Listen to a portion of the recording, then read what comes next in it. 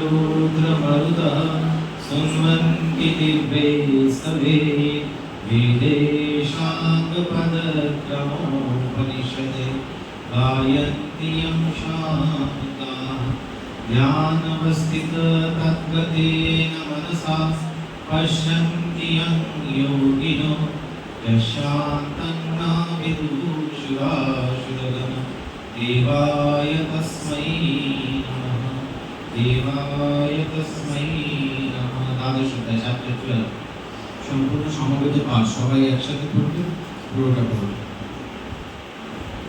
যারা নতুন তারা শুন। ওম শ্রী পরমাত্মনে নমঃ।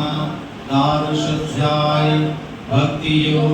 अर्जुन उवाच एवं सततयुक्ताये भक्तास्तं पर्युपासते ये चाप्यक्षरमव्यक्तं तेषां के योगवित्तमः।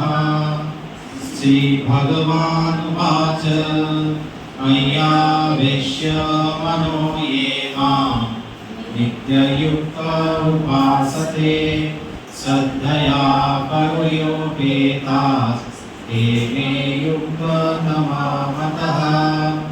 एकमक्षरमनिर्देशम् अव्यक्तं पर्युपासते सर्वत्र गमचिन्तं च कूटस्थम् अचलं ध्रुवं शन्नियेन्द्रियग्रामं सर्वत्र समबुद्धयः ते प्राप्नुवन्ति मामेव सर्वभूतहिते रतः।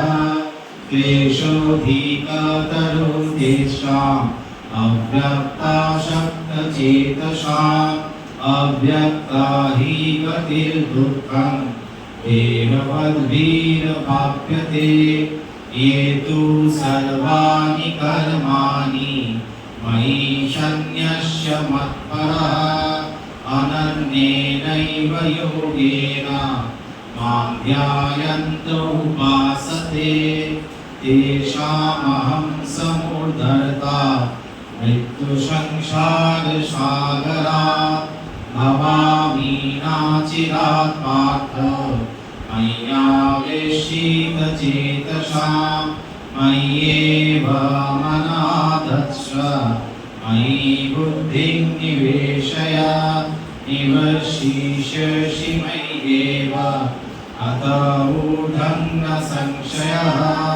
अथ चित्तं समाधातुं न शक्नोषि मयि स्थिरम् अभ्यासयोगेन ततो अमिच्छातुं धनञ्जय।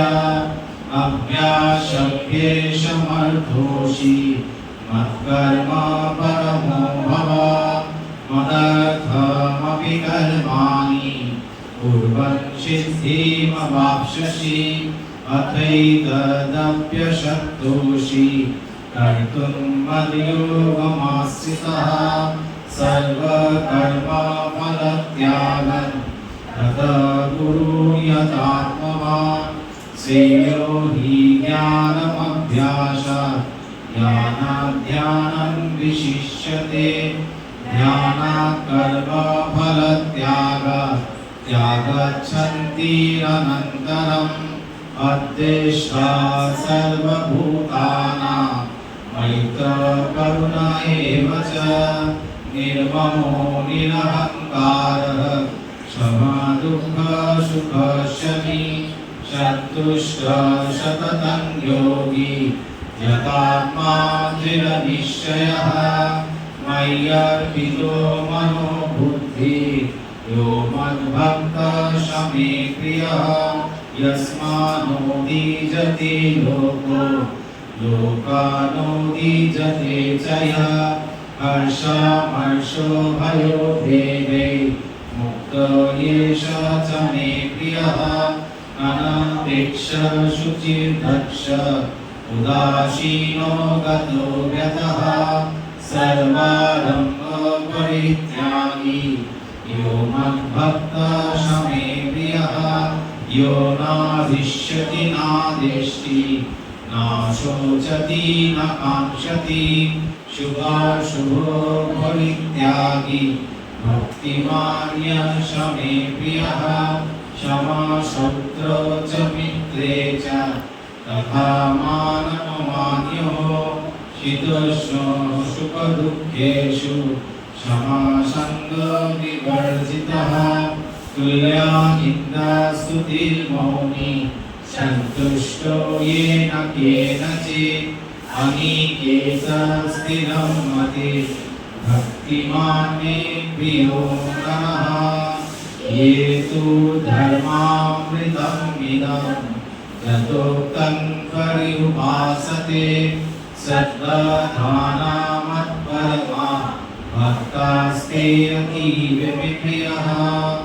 ॐ तत्सदिति श्रीमद्भगवद्गीतासु उपनिषत्सु ब्रह्मविद्यायां योगशास्त्रे श्रीकृष्णार्जुन संवादे भक्ति योग नाम 12 अध्यायः।